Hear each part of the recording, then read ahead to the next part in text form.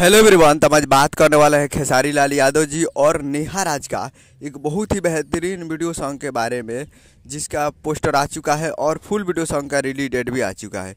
और इस गाने को लिखे हैं शुभ दयाल जी और इसमें म्यूजिक है कृष्णा बेदर्दी जी का। और इस गाने को गाए हैं खेसारी लाल यादव जी और नेहा राज जी, जो कि आपको स्क्रीन के ऊपर दिखाई दे रहा है। जिस सॉन्ग का टाइटल रखा गया फुल नाइट करा, जिसका टाइटल है फुल नाइट करा।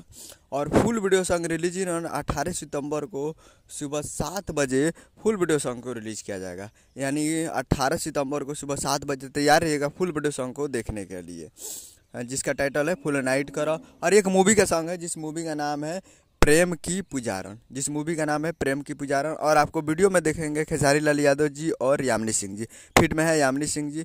और ये एक प्रेम की पुजारन मूवी का एक बहुत ही बेहतरीन सॉन्ग है और आपको ट्रेलर में देखने को मिला होगा। तो बहुत ही ज़बरदस्त है। तो 18 सितंबर को सुबह 7 बजे तैयार रहेगा captain watch Bhojpuri YouTube channel पे।